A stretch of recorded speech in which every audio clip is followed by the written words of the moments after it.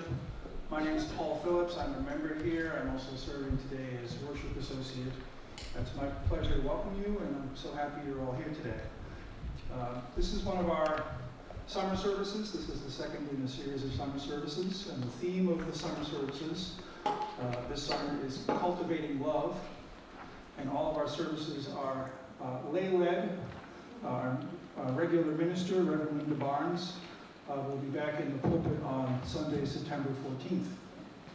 Today we're pleased to have Susan Mathison, Steve Rand, and Lisa Mure with us to discuss Common Man for Ukraine.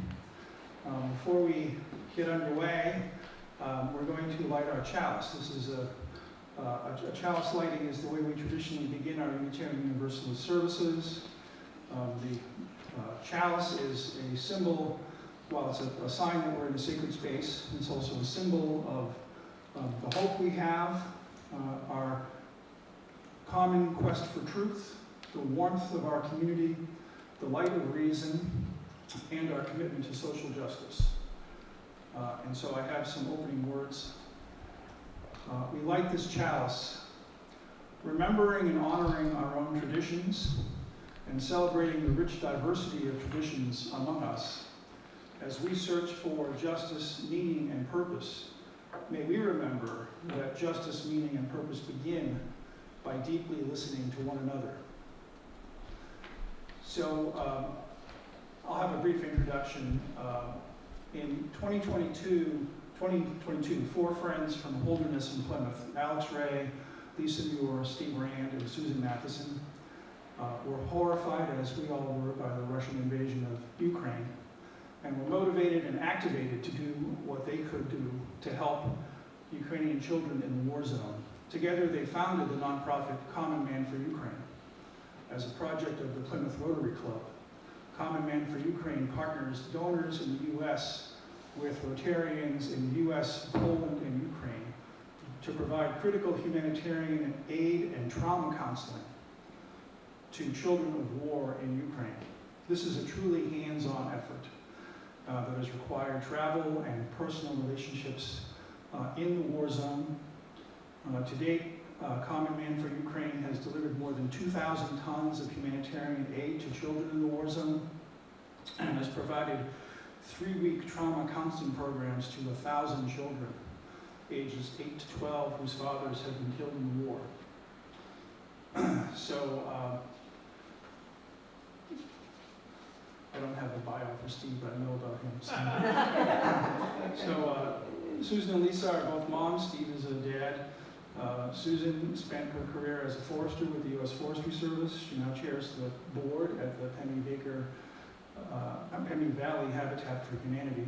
Lisa is a public health consultant who works to improve behavioral health in New Hampshire and across the country. She serves on several nonprofit boards that align her passions for education, behavioral health policy, and advocacy for affordable housing here in New Hampshire, and also healthcare access in Central America, which is a region near and dear to this congregation's heart. Steve, I know, is the former owner of Rand's Hardware, a multi-generation hardware store in downtown Plymouth, and served as a state representative for Plymouth and Holderness and Hebron in the state legislature.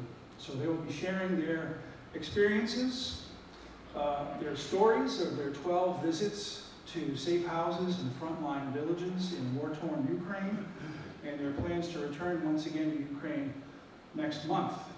And to learn more about this project and ways that you can give your time, resources, and energy and love to help the most vulnerable children in the war-torn zones in Ukraine, please visit their website, www.commonmanforukraine.org. And I should have said at the outset, we're being live streamed on YouTube this morning on Penny Baker TV. So, Steve, Lisa, and Susan, the floor is yours. Thank you so much.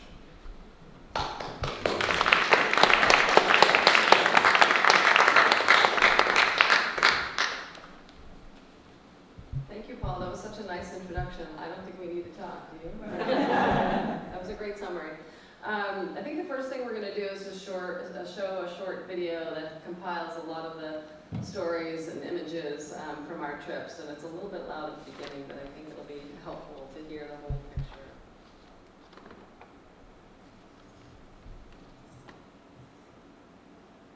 Maybe.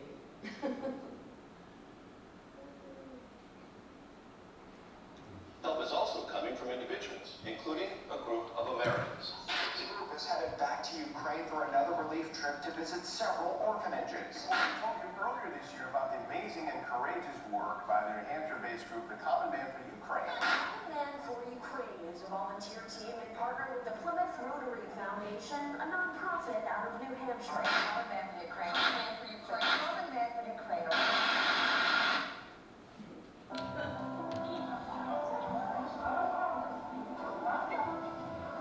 Now, more than ever, Ukraine's children need our help.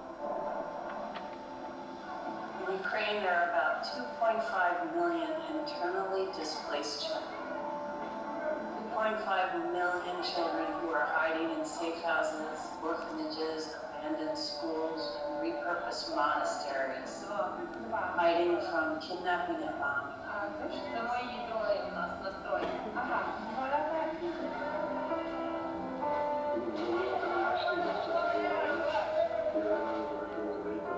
There is no place of thinking about the risks involved because there is so much action to be done. So the main focus is on achieving those goals that we set, and we don't think about the risks. These kids have basic needs. We rent a warehouse in Poland. We stockpile food, sleeping bags, and generators. And every month, volunteer truck drivers load up goods from the warehouse and deliver them to safe houses and orphanages throughout Ukraine. We see the kids, especially in the safe houses, in the dark, when winter has set in, there's not electricity, and we give them a solar lantern. It lights up their face, it lights up their heart, and it does the same for us. So it's really a chance to bring a little hope to a child, and it is definitely heartwarming for us as givers.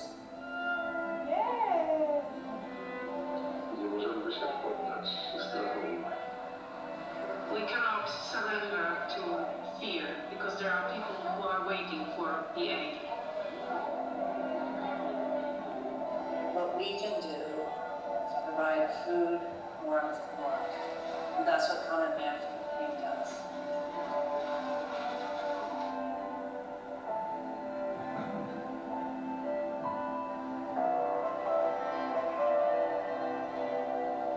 While we've been feeding these children for the last 2 years, almost 3, we noticed that the trauma that they are suffering is catastrophic. They're living in a war zone. Many of them have lost a parent. And we decided to expand an existing program and provide monthly trauma counseling retreats to children whose fathers have been killed in the war.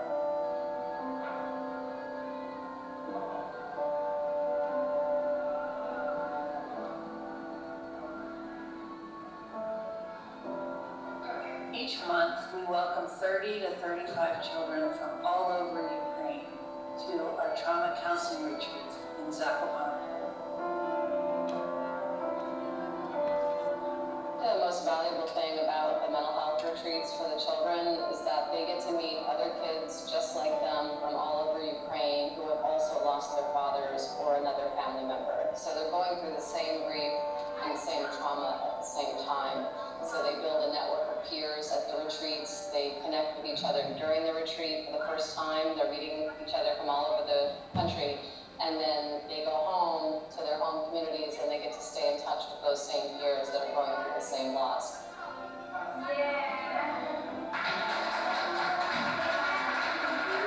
We also, during the retreats, give them coping skills. And they actually go home with a set of cards that have reminders of the coping skills that they've learned at the retreats. And we even tell the mothers about those coping cards so that the mothers can encourage the kids to use the cards when they're feeling down. And we we actually encourage the mothers to use those token cards as well.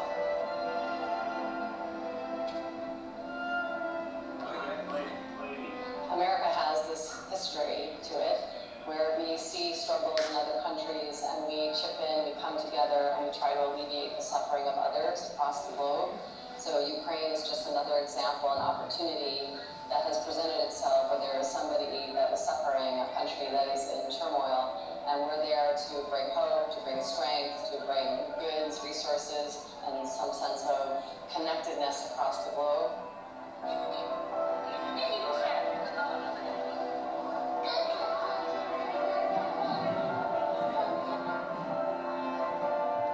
For decades into the future, they will remember a really dark time.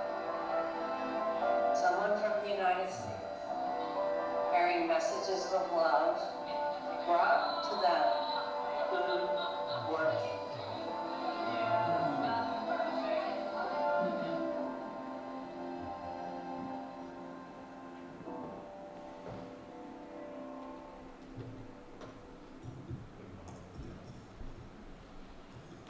So we never get bored of watching that video because we know, those are the children that we've met, so it's nice to see them again and just reconnect with them even virtually. The one word I can't stand that I said in that video was just another opportunity. It's not just another opportunity. Ukraine has been a really special place to see resiliency and strength and hope and kind of what makes the world a better place, even in the most dark times. Help is also. So we're just going to talk a little bit about our project and then maybe answer some questions. I'm going to turn it over to Susan, and then we have so many stories to tell. I want to make sure I talk about the mothers that have written us. So we could talk for a long, long time. We'll depart for our 13th trip into Ukraine August 8th, and so I hope you hold us close in your hearts. So in the beginning, sitting around the coffee shop in Plymouth, the four of us knew we had to do something, and this is what we knew. We knew that lots of people felt like us, and that they wanted to do something, but writing a check. Would you be closer to the microphone, please? So we felt certain that just writing a check to an organization and mailing it away didn't seem to hold our hearts. And we were worried, like, what happens to that money? Does it turn into glossy mailers or big paychecks? And we wanted to ask people to support projects where they could have confidence that the money that they were donating was going directly to the ground, to the children in Ukraine. And so Alex, we all know Alex, who is brilliant and kind, said, oh, we should go there. I'm good. I'm good. I want to see you better. See more of me? Oh, perfect. So, yes, this is Vichy and so Alex said, let's go there, which was ridiculous. It's Steve and me and Lisa and Alex, and it's a war zone.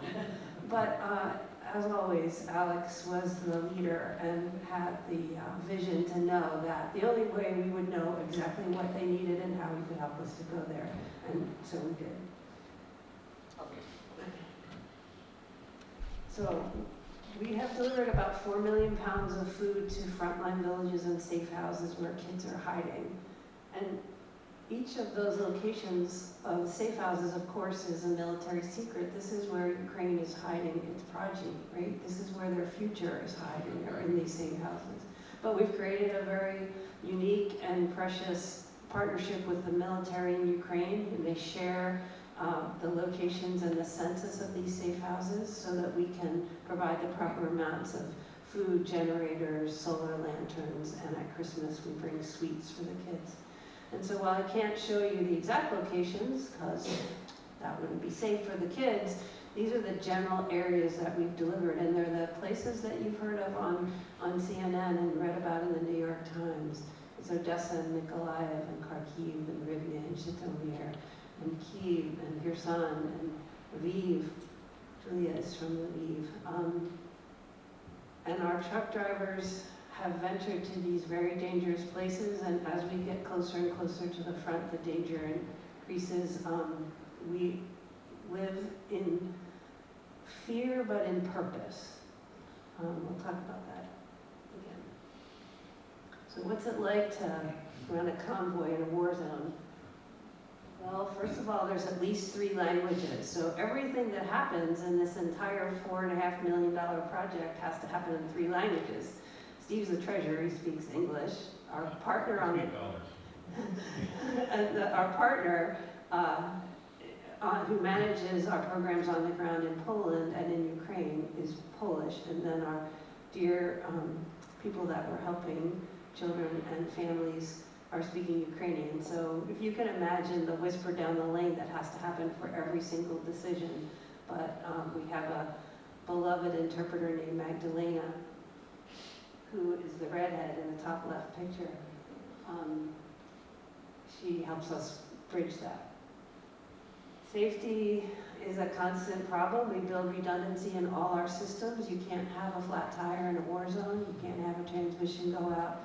And so when we plan the convoys, we need to know that if something happens, we have redundancy in place. If we have no GPS, we've got to have paper maps. If we have a car breakdown, we have to have a second car following right behind, et cetera, et cetera. We stay nimble for their kids. Their needs change, and so we have to respond accordingly. And one of the really important things we do is reinforce the relationships. All the drivers for these convoys are volunteers. There are people from Poland and elsewhere in Europe who know about Common Man for Ukraine and can't wait to help. So they're leaving their homes and their families and their employment, and they're jumping in a truck with very desirable commodities, let's say that, in a war zone. And they're traveling thousands of miles once a month to deliver food to these kids they don't know. So they're putting their lives on the line when they work for us and with us, and we feel that's very important for us to show up and say, if we're asking you to do this, we're willing to do it too. There's constant air raid sirens, there's bombing in the distance. We are very careful about how we move throughout the country, how many trucks are in a group at a time, how long we spend in a community. There may be 500 people lined up for food, but we have to know that the Russian drones are watching us, and we've got to get in, get the food delivered, hug the kids, and get out and on our way to the next village.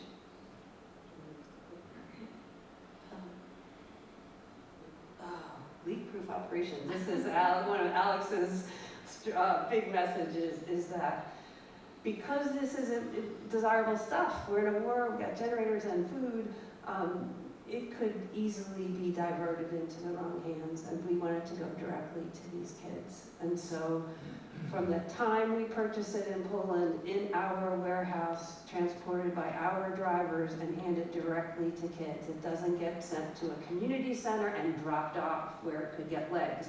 It doesn't get diverted into a different truck that will go to where you think. It's very tight operation. The chain of custody is very important to us. So yes, it's sometimes scary. It's always important. Handing our passports over at a checkpoint in Ukraine, not fun. The tension in the van and the wondering what could happen is tough. But or standing at the balcony of your hotel and watching the sky over Kharkiv light up is tough. But we know we have to be as brave as the Ukrainians who are standing up against an unbelievable force. So we can do it too. Alex personifies this group as an ambassador of kindness. Of course, in these safe houses, these Ukrainian women who've taken care of these kids and cook for them. No, you can't come into the kitchen. Oh yeah, well watch this. Alex is in there in a few minutes, stirring the borscht, big broad smile, and is spreading a message that ordinary Americans care about ordinary Ukrainians. And regardless of what else is happening in Congress and government, regular Americans want to help, and that's what we're doing. So by the numbers, 45, oh man, we have to update this. 4,500 donors and 4 million, we're at $4.6 million so far. It's everything from $5 a month from somebody. We got 3 $5 bills from 4 nuns in a convent one time, to an anonymous $250,000 donation, to, of course, Alex provided the very first challenge grant with a matching grant of $1 million to get us off the ground. You can't go without saying that. We've driven over 1 million miles in Ukraine, our truck drivers have. 700 truck drivers have gone into Ukraine and 700 have come back safely. That in itself is a miracle. 2,000 tons of food, 10,000 sleeping bags. But as the needs changed, as the war changed, we had to change it. First, when the war just started, we thought, this is just a short-term effort, we'll bring food. Well, then Putin started bombing the infrastructure, and we needed to bring generators to safe houses so at least they could have electricity.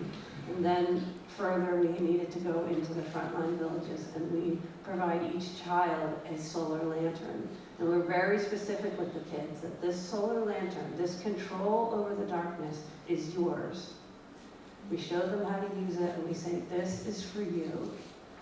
The designer of the solar lantern is actually joining us on this August trip. She's doing a research study with the Harvard Emergency Department about light and about blue light being particularly therapeutic to young trauma victims. So now our solar lanterns also have blue lights as well as white. You've seen the Beanie Babies. Send us your Beanie Babies. You know you have a basement full.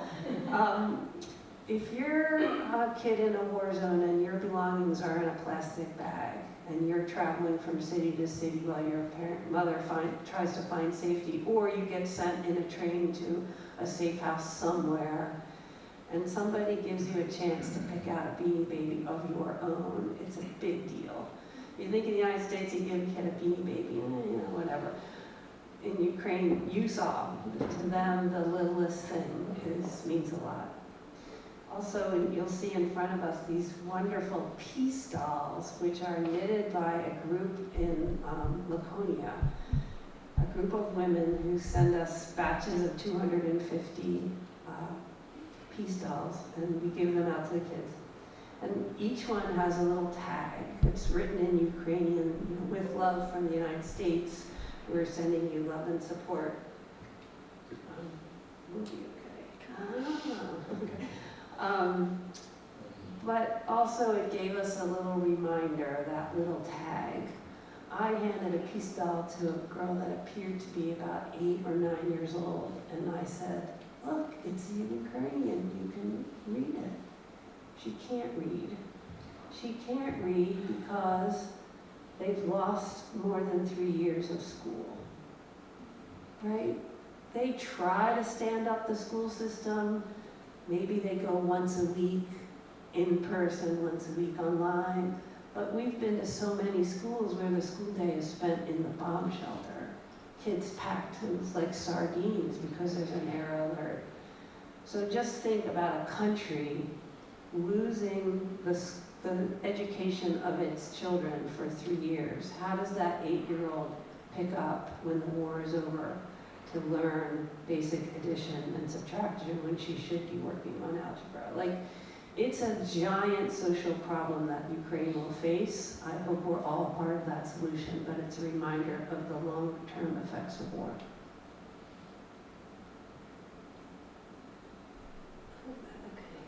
Yeah.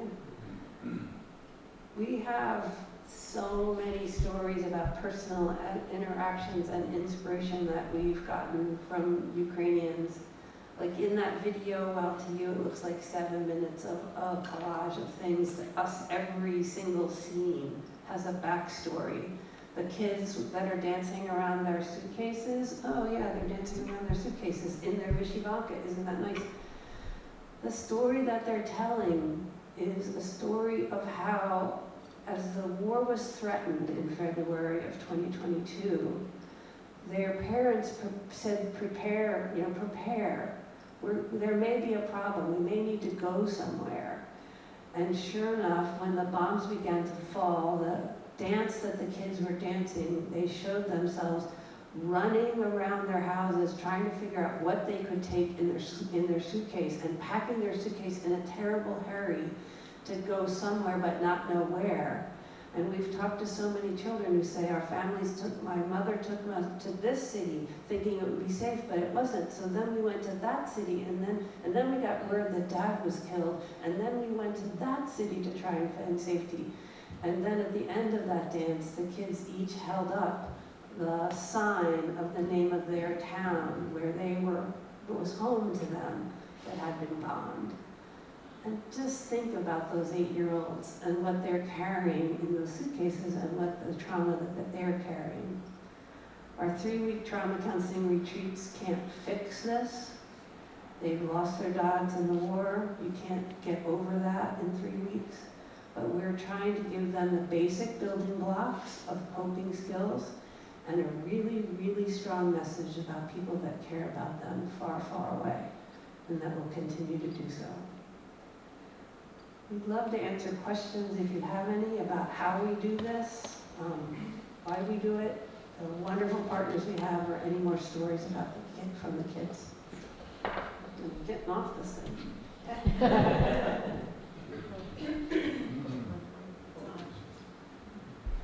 Oh, and Lisa, Speak your question. Mother's Retreats and the play. Two Share my or stories. One thing in the slideshow that has not been updated is the map. That we created kind of early on in the process. This has been 3 years for us too. And those red circles are just areas that we had been to that had safe houses in them. But that safe house system is really everywhere across Ukraine. It could be right in one of the heavy drone areas where they just find an out-of-the-way place, an old monastery or former barracks or whatever, and they clean it up, they staff it, and they create a place for families and sometimes children by themselves to go to. So as much as those were 8 or 9 red dots, they're really all over, and we've been all over Ukraine. The last 3 trips have been to very close to the front line where there's a lot of poverty. That's a lot of open farmland, very small, tiny villages, and it's parts of the country that had been occupied by Russia at the beginning of this conflict when they first invaded, and then Ukraine pushed them back out. So as they were leaving, the Russians mined the farmland, they blew up all the houses that they could, the beet factory and so forth. So they don't have a means to rebuild their economy. So they're very, very isolated. Nobody really wants to drive there because it's so close to the front. They don't have any money, so when we show up, just as you saw, with a van full of food, they come out of their broken up homes, and they're so grateful. So that service is really, really important, and we're not just giving them one hot meal. We're giving them a month, sometimes 40 days worth of staple food, so roast, canned meat, canned vegetables, and they're just so, so grateful. And then the other thing I wanted to say, just for context, because sometimes it's a little confusing, the different stories that we share, but the war, the conflict there has changed so much. So when we first went in early April of 2022, it was millions of people flooding across the borders into Poland and other countries, and emergency shelters by the thousands in big soccer stadiums with cots, one right after the other, and they needed food and clothing and water and things like that. Then it changed to, well, it's not so bad, maybe we can move back into Ukraine, because when they didn't fall right away, because Ukraine will never fall, people felt safer going back into Ukraine, being close to home, being close to their loved ones that might be fighting in the war. And so the safe house system grew then, because there were areas that were just getting bombed so heavily that they wanted to either send their children by themselves to somewhere to be safer, or maybe just in the winter months when they knew they wouldn't have heat, and so forth. And so that safe house system is now kind of the main way they keep the children safe. They also, are keeping them safe from Russian kidnapping on the front closest to Russia. And now, and again, it's the dynamics have changed so much. Right now, the cities are getting attacked, the civilian population is getting attacked every night by the Shahed drones. Thousands of drones come into Ukraine every night, and it's just a really, really kind of awful thing. So I'm going to guess even more people are going to be heading into the safe house system because of that relentless attack. So that's some of the context of where we go and why we go to different parts of Ukraine. And the other thing is that, Richard, who was in the video being translated by Magdalena, he is probably the greatest hero in this story. He is a man living in southern Poland near the Ukrainian border. He is a Rotarian. He is a leader within the Rotarian group that he's in. And he used to, and Ukraine and Poland used to be one Rotary district, so they all know each other, all the Ukrainians and Polish Rotarians. Richard also used to be in the military, so he knows a lot of military contacts in Ukraine. So he has the intel, he has the relationships, he has the time, and he has the heart that has made him basically turn his life over to this work for free. He doesn't get paid, he does it because he wants to and he cares about it, what happens to Ukraine, and that's a sentiment for the most part in Poland. Poland feels very affiliated with Ukraine. They're kind of sister countries. They're on a similar track with trying to separate from the regime in Russia. And it's just it's an amazing thing to see. And he is also a consummate host and organizer. And when we come, he has planned everything, not just timing, but who to meet, how to really hear the story of Ukrainians. We will be halfway or almost all the way across Ukraine, and he'll say, we're going to stop at the next village because there are 2 children from the retreat in Poland last month. So 2 of the kids that went to the Common Man for Ukraine retreat, when they're done with that 3-week retreat, they go back home into Ukraine, into some pretty tough conditions. So we get to go and see these kids and visit them in their homes, so they feel that continuity of connection and that continuity of care. And on our last trip, we were coming back, a long trip from Kharkiv, where there were drone attacks while we were there. So we only got a tiny glimpse of what they're living through every night. And he said, well, we're going to stop in Rivne because I have brought together 12 or 13 of the mothers of children who went from that region, whose children went to the retreat, and we're going to have a luncheon. And some of his planning is so interesting. I'm like, we're having a luncheon with mothers of kids that have gone to the retreat. Well, can we ask them questions? I feel like we should do something instead of just eat. So he's like, yeah, do whatever you want. So we quickly designed some questions. We got a second interpreter. Susan sat at one table with about 6 of them. I sat at the other. And with our interpreters, we asked the questions. First of all, how are your children? Was the retreat meaningful to them? Did you see any impacts? And that's a pretty important thing to know. Not just that we held a retreat and the kids were happy and safe while they were there, but did it have an impact when they went home? And the mothers overwhelmingly said it was the most powerful and amazing experience from their perspective, because their children came back reset, in their words. Like their psyche was reset. When they left to go to the retreat, they were probably depressed, anxious, worried all the time. And the way they described it was they didn't want to talk about their fathers who had died. They didn't want to go to the cemetery. They didn't really want to help out around the house. I mean, if you put it all together, these kids are depressed, and rightly so. And they said, when our children went to a place, this is a really interesting kind of detail, they said they got to go to a place where the skies overhead were not dangerous skies. And they got to feel the way life should be. And they thought, they were thinking that the way it was in Ukraine, because these kids have been living through this for 3 years, whether they were born at the start of the war or they were 5 at the start of the war, a pretty big part of their cognitive world has been under this pall and threat of war and attack. And for them to see, like, oh, the rest of the world isn't like Ukraine. The rest of the world is peaceful, normal, joyful. You can go to swimming parks and on hikes and connect with friends. I mean, think about how isolated they become in their own communities because of the constant air raid attacks and sirens and preparations. And they said they came back more joyful, like they were actually smiling. They came back staying connected to the kids from the retreat on their chats. They came back asking to go to the cemetery and wanting to talk about their fathers. They came back more organized, wanting to help around the house. Basically, they came back with a sense that the world was not what they were living every day, that there was this hopeful place that they were going to get to someday. And it was really, really powerful. And then the other thing that we asked was, how can we help you as mothers? And rightly so, they said, well, we love a retreat too. It's really difficult to connect with other women who are, newly widowed, again, because you're always under threat.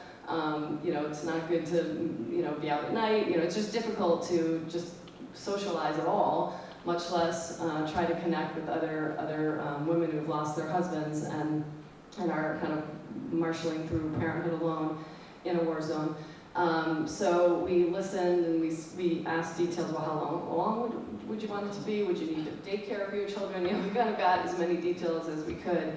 And we're piloting a mother's retreat, trauma retreat in the same area in Zakopane, Poland, for them on it starts August 20th, which is the day we leave. I'm still hoping we can maybe change it by day and just see one day of it. But that's just one story of how we adapt to what we see, and we try to take the resources that really generous and kind and good people have been giving us for 3 years and really make meaningful help and support in Ukraine. And there's so many words that we use to describe it. This whole project, that 3 years later, there's still people giving. It's different people all the time, but the level of giving has stayed the same. And a lot of smaller nonprofits, I think, have dropped off the support for Ukraine over those 3 years. And it's a testament to Susan and Steve, who do a lot of this work. It's a testament to Alex, who really kind of gave it that leadership donation at the beginning to make it happen. If you're trying to start something when you're taking in $5, $20 at a time, it's really hard to get people behind something.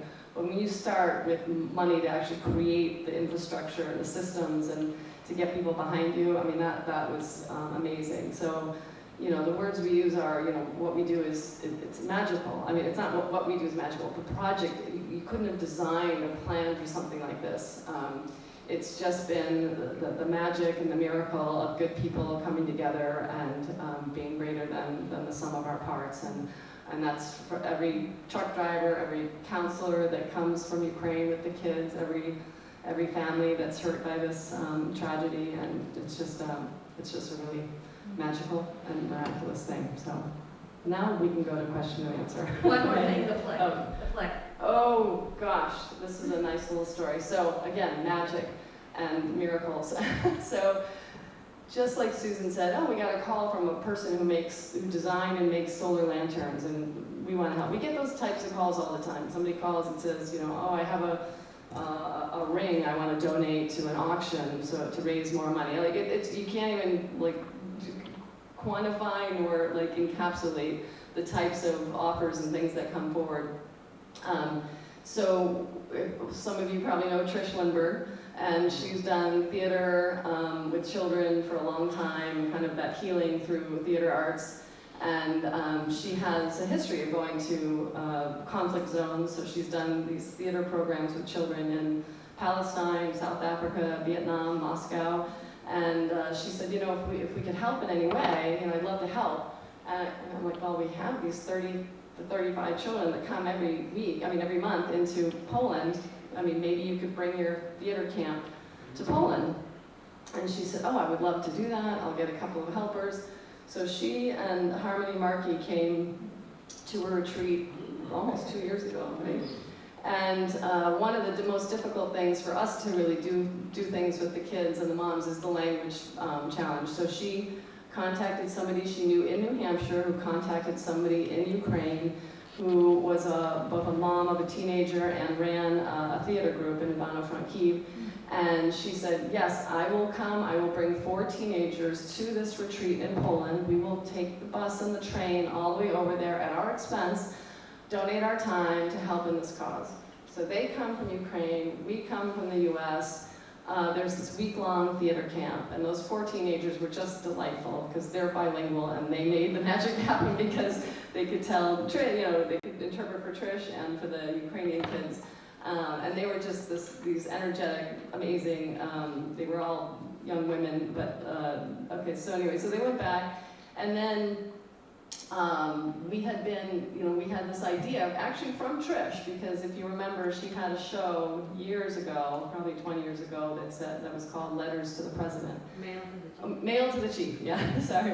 And they had all the children in this area write letters to the President of the United States and say, I don't know if they also had the chance to write it to governors, I don't know, but they basically had to write letters to leaders, the President of the United States, saying, what do you think about the world, and what do you think we should do to make the world a better place? So she took that, we took that idea, and we asked the retreat counselors if we would have the kids write letters. And so they were writing letters to Zelensky. We kind of expanded it to letters to the world if they wanted to just tell their story in their own words about what it's like, what their life has been like for the last few years. And so we had this body of letters, their words, and we weren't doing anything with it other than getting them translated slowly. We have a book of some of them really right there, which is beautiful. She said, well, I could take, this is Trish, I could take those letters and create a musical production. We're like, wow, okay. So we got more of all of the letters translated. She put something together and she said, I think we should have Ukrainian teenagers come here and perform it. So she contacted those kids, the teenagers that had helped at the retreat 2 years ago, and said, will you help me do kind of an audition process, and we want to bring teenagers here to the United States to perform this. And they were thrilled, so they had auditions, and 5 teenagers were selected, 4 girls and a boy. They're young adults, really. They're kind of just at the end of high school, starting college. Some of them are already in college. And that was a journey just in terms of helping them get their visas. Susan and I can attest to the many emails and phone calls and requests to our congresswomen and men, and I don't know if we went to Pappas' office, but we reached out to Senator Shaheen's office. It's Congresswoman Goodlander, right? Okay. And they responded. They contacted the embassy in Warsaw, where they had to go because the embassy is not open in Ukraine. And so they had to take 12-hour bus rides from Kyiv and Kharkiv to get to the embassy, to be told, no, you can't go. And they were rejected, so they called us, and they're never in tears, by the way. They're never upset, they're never agitated, they're never impatient. I mean, Ukrainians are, honestly, all the ones that I've met are amazing people, and they're like, well, Lisa, this is what they said, and we're just not quite sure what to do. Okay, I'm not sure either, but I'm going to find out. So we learned that you have to reapply. You can't ask for, forgiveness. You have to just start the whole process over again. We had to pay the fees a second time. They had to travel the 12 hours back, wait for another appointment, 12 hours back to Warsaw. They go to the embassy. These stories, I don't mind telling them, I'm sorry. This is okay.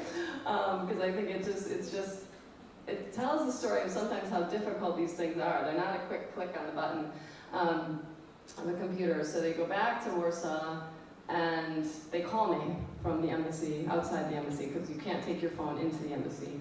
And she said, well, they took us in, and then they said, we have to fill out another form and pay another $1,000. And I said, no, we've already done that twice. This is the appointment with the second application, the second $1,000 payment. And they said, well, what do you think we should do? And I said, okay, let me get on the email again, going back and forth. And it was Goodlander's office, right? They finally listened to the whole story, and one of my bulleted emails, I took the time to bullet out exactly what happened and how ridiculous our U.S. Embassy was being. No individual person's fault, just systems. And the most lovely woman named Charlotte called from Warsaw, called me on my cell phone. And she said, let me understand what's going on. This is what I read. Can you give me, anything else I should know? And I said, no, that's about it. I can prove that I'll send you the receipt for the second $1,000. Here, I'll send you all of their passport information again. I will send this again, blah, blah, blah, blah. And she said, have them be at the embassy tomorrow at 9:30 in the morning. I said, okay. So I told them, and the kids, they let them into the embassy, treated them wonderfully, gave them their visas, and they will be here on August 2nd or 3rd. Yay! And they will be rehearsing kind of down near Keene at a friend of Trish's, and they will be performing about 6 performances. And I don't know if we have the card with us, but if not, you can go to the website, and the closest one to here is Concord, New Hampshire. Or yeah, there's one in Lake Sunapee, Concord, Burlington, Vermont, York, Maine, And 2 in Boston. 2 in the Boston area, and one of those 2 is at a Ukrainian church on Ukraine's Independence Day on August 24th. So we hope you'll make it to one of those. You can check it out on the website. Donation only, yes. You don't have to pay at the door, but you can if you want. And everything goes to Common Man for Ukraine. And now we'll turn it off for the party.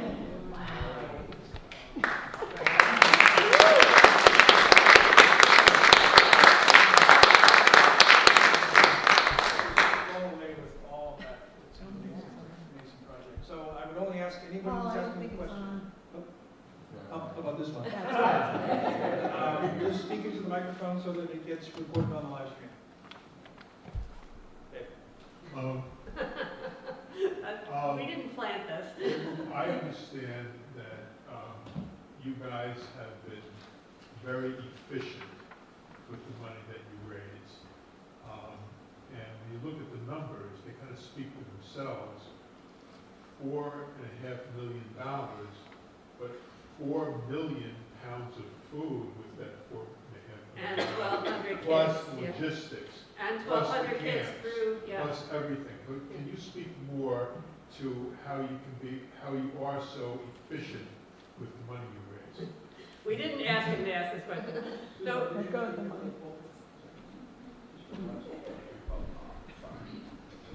we were privileged to have Ed join us on one of these convoys, so he knows our systems very intimately. We're all volunteer. Alex, Lisa, Steve, and I pay for our own travel expenses. Nothing comes out of donations for us to move forward and back. All the truck drivers are volunteers. We have a paid social media guy who gets us on the newspapers and TV so that we can spread the word about what we're doing. The only other paid people is the 4 professionals at the Trauma Counseling Center. And that is a Ukrainian MD, a Ukrainian child psychologist, and 2 to 3 Ukrainian teachers and a male chaperone. They get $400 for their 3 weeks of work. So that's 24/7 care of 30 to 35 kids who've just lost their dad for 3 weeks. You get $400. So it's not really a big payment. Other than that, everything is just cost of food, cost of gas to put in the truck, cost of meals for the truck drivers. We print business cards, but other than that, everything else is, that's how we stay efficient. Any other questions? Other questions?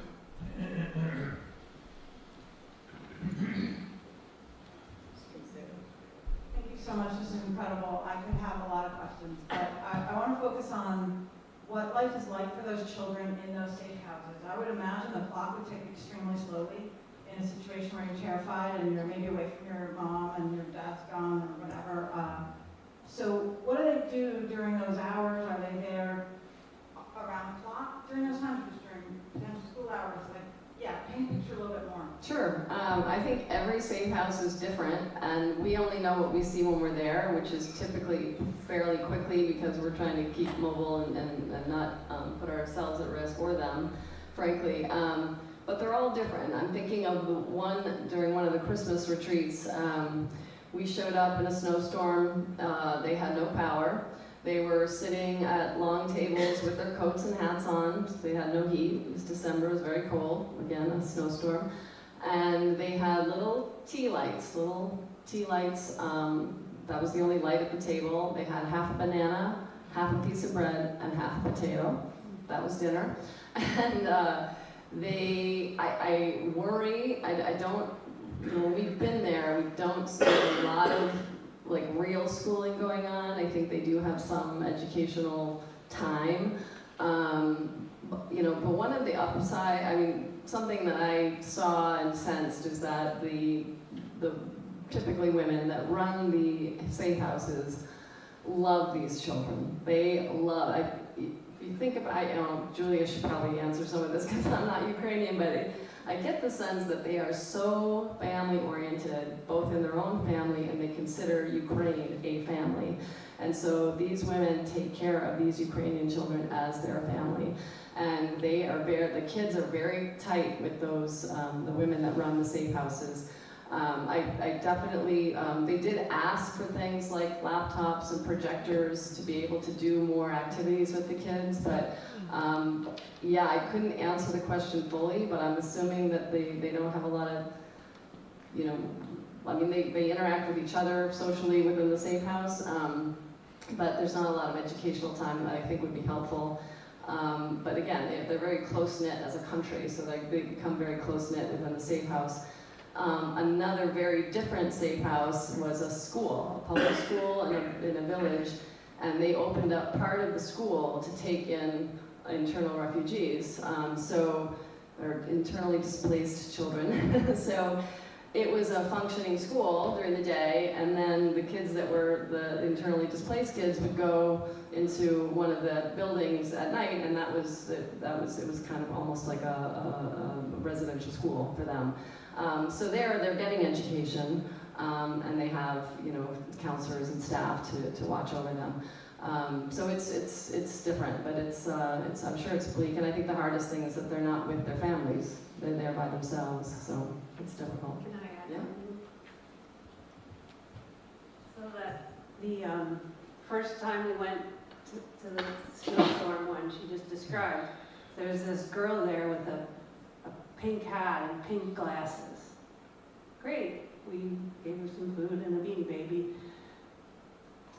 Exactly a year to the day, we were back in that same safe house, and there she was, pink hat, pink glasses. And as a mom, I stopped in my tracks. Two things. She's still safe. Isn't that great? Second thing, she hasn't seen her parents. She hasn't seen her community, her school, her pet rabbit. She hasn't had a play date. She hasn't gone to a soccer game. She hasn't gone to the dance or the mall. All these things that are foundational experiences for the children that we raise. She's been in this building with these 30 kids and a rotating set of grandmas coming in and out, dependent on people like us to bring her food. It just breaks your heart, but it's also why we come back. How much is our government and countries in Europe doing the same thing that you all are doing? We are, how much is the government and other countries in Europe helping out?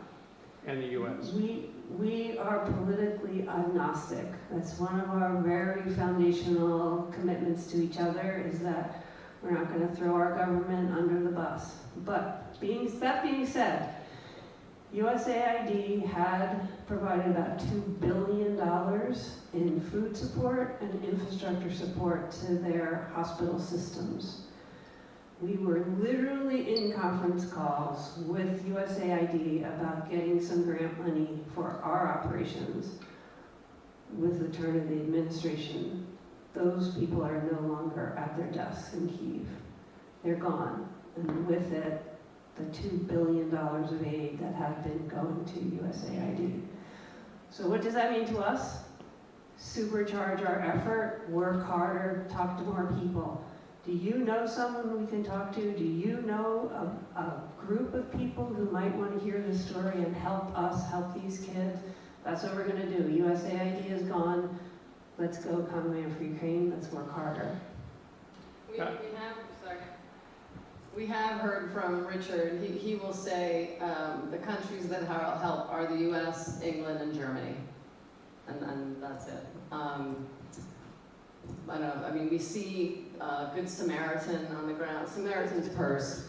They're on the ground sometimes. The Red Cross, World Central Kitchen. But in terms of government aid, there's not a lot. We're from California, and we come up here often as we can.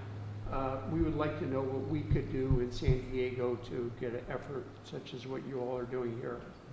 So, all right, we hate to say it's the money that makes everything happen, but that is what we say. And anything that you can do to host a fundraiser or help get the word out, even electronically, about the website and about the program, to encourage donations, that's what keeps the retreats going, the food purchase, the convoys into Ukraine. So that is essentially it. And, you know, and we're happy, yes, to go wherever we can to make a presentation in person. So if you set up an event, get people there that can be generous with their pocketbooks, we will come and tell this sort of story. We're happy to do that. Thank you. Yeah. You tell them about Holding School and Oh, yeah, so, Kathy, you're right after this. So, again, all these weird little miraculous threads that come into this beautiful tapestry. We were asked to come to the Holderness School, the private school in town. I think because they had heard about Common Man for Ukraine. 2 of my children had gone to Holderness School. 1 of your children had gone to Holderness School. Steve is a graduate of Holderness School. So they said, why don't you come and speak to our student body? So we said, of course. Very similar presentation, a couple hundred students. And afterwards, a couple of their service council students came down and said, would you come to our smaller meeting? We meet every week as a group just doing community service work in the community. Sometimes we do other things. They help out at Habitat for Humanity. They help out at the homeless shelter here in town. And so we went to their meeting and they said, well, what can we do? And we're like, how about you become pen pals? And we hosted, next time we were in Poland at the retreat, we held like a Hollywood Squares pen pal meeting with the kids at the retreat. They picked who they wanted to connect with at Holderness School, and so we created these pen pal, really Viber chat relationships, and that was cool. And they said, well, what else can we do with it? Well, you can raise money. So they created this coffee cart. I learned it's actually an iced coffee cart with the flavorings. That's why it's such a big thing. And so they make about how much per month? $2,000 a month they raise year-round and send it to the Common Man for Ukraine. And they also host events and so forth. And they said, well, what else could we do? And I said, well, I guess you could come to one of the retreats if you wanted. We can't overwhelm them. It's their time to bond as Ukrainian children, over their shared trauma. But maybe you could just be there and play soccer and make bracelets and stuff. And so they said, okay, and they sent 6 kids and 2 of their own chaperones. They did it all on their own dime. They showed up in Poland, they got a little Airbnb, they walked over to the retreat center every morning, ate with the kids, made whatever these things are, beaded bracelets, played soccer. The Ukrainian kids loved it. Here they are meeting American teenagers. They're doing dances together, they're, making TikTok videos, whatever they're doing, they had a blast. It changed those Holderness kids in such an amazing way. So these American kids, of pretty good privilege probably, came back and said, we have to do more. And so they're having more events, fundraising more, and now they're on there. They had a group went in August, March, June, and now another group is going in August. So for them, so we're changing lives here too, where they're learning to be a global citizen. They're learning to go and meet real people and real children that are suffering because of some of the craziness in our humanity. And they're making a difference to those kids, it's changing them, and those people are gonna hopefully be some of our good leaders in America too. So it's a really powerful thing. So what they're also doing, is that they're using their own networks, and they're doing their own fundraiser, Holderness school kids. They've raised over $20,000 now by writing to their grandmas and writing to their parents and having invading the entire universe of Holderness school, and the money's coming in. It's amazing. You know, they 6 kids. One of them has raised $6,000 just by asking, and all these contributions come in with little quips saying, well, "I'm so proud of you, Kristen, for your involvement in this. You know, you're really making a difference." So the people that they contact really understand that this is a great building block for the kids, and they respond with contributions to our. Yeah, and I think sometimes young people, you know, they maybe are a little timid about asking for money and going to alumni networks and so forth. So I don't know who gave them the idea. It might have been me. I'm not sure. And I said, why don't you all try to like raise money for one retreat? I said, it's $40,000. Sometimes people need a goal that's concrete, and they're like, you can do that. So they're out raising money so that Holderness School and its alumni networks and parents and so forth can sponsor one retreat at least per year, and they're going gangbusters. They're, 3 weeks in and they're almost there, so it's pretty cool. Well, I want to give you some sense of hope. I have gone through everything that she described as a child. At 5 years old, at the end of the war, we had to flee from the Russians, and it was just unbelievable. But the thing is, when you're a child, you aren't really traumatized because you think it's normal. Children are so much more resilient to things like that than we think. And my father didn't come back from the war, but we were with my mother. I was the oldest of 4. My mother was 8 months pregnant when we were on the track to West Germany. And I lost 1 year of school, and I was so unhappy because I was so looking forward to going to school. But I learned to read on my own. And we had one book, the Grimm's fairy tales, in the old Gothic print, and that's how I learned to read. And my best friend in school had lost, she was 2 years older than I am, she had lost 3 years of school. And that was normal for us kids growing up. And I want to tell you, we all became really good adults, successful adults. So there's hope for all those children. And I want to thank you for everything that you're doing those children. I mean, my heart really goes with you. So thank you.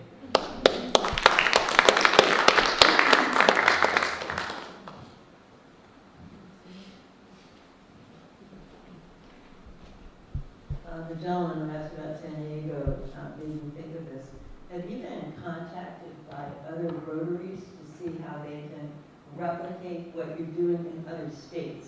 And if so, how many states have contacted you? That is a yes, and Susan can probably answer because she goes really far away. She went to Oregon and gave presentations. She gives much more than I do. I went to a little one in Rhode Island. But they do reach out. We were in the Rotary International magazine twice, and I think we're pretty well known in Rotary circles. So anybody that's like calls, we give them either a Zoom presentation or we go there. I don't know how many we've done so far. Yeah, there's a slide I didn't show you, which is a list of all the Rotary clubs that have supported us. And they do very well. Yeah, but none of them have tried to duplicate what we're doing. I don't think so. That was the question, I think. Well, right? and I don't know if it would be worthwhile to duplicate it. It's just to keep this funded and expanded. I mean, if we're gonna expand into mothers' retreats, you know, that's an area where they can kind of fundraise to have that be something that they feel. Was there a question? Well, it's more of a comment than a question. And that is that I just want to thank you guys for this presentation, because in this world that everything is so overwhelming, it's like, what can we do? What can I do? I can't do it's just horrible, horrible. And this is wonderful, wonderful. And magic still does happen. So thank you so much.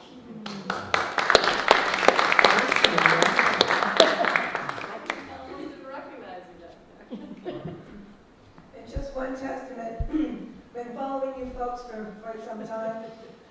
And one of those slides is the soccer beanie baby that I sent.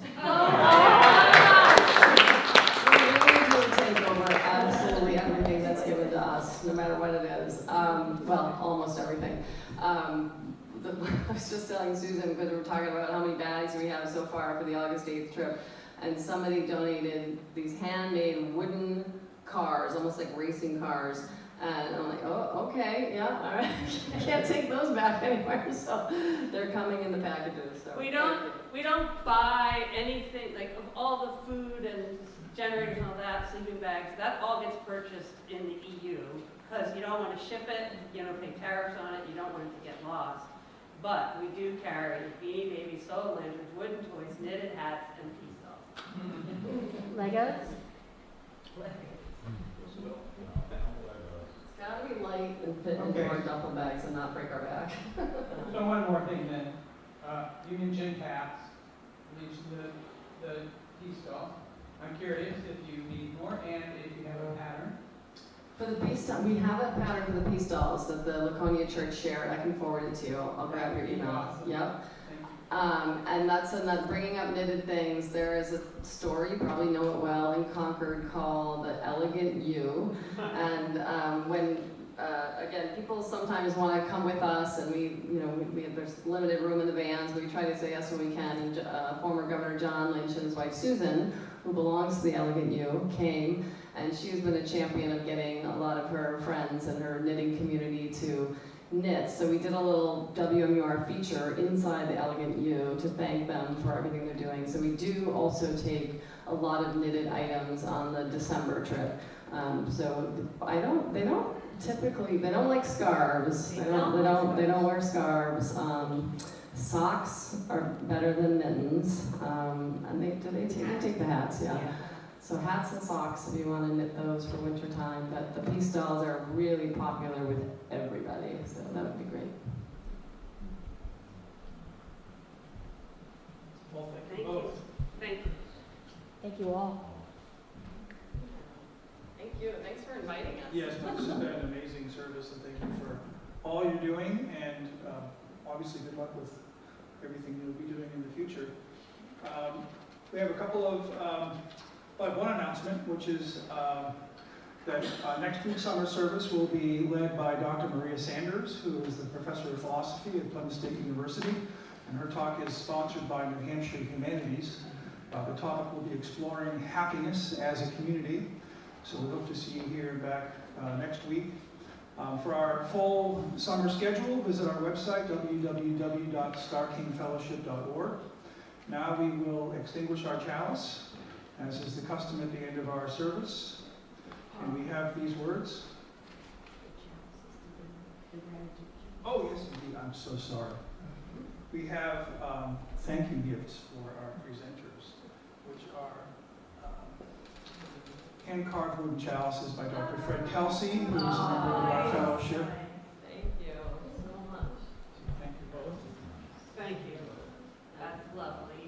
We call those gratitude candles. All right. And we express our deep gratitude for all of you for caring, for wanting this talk, just for caring about Ukraine and what they're going through.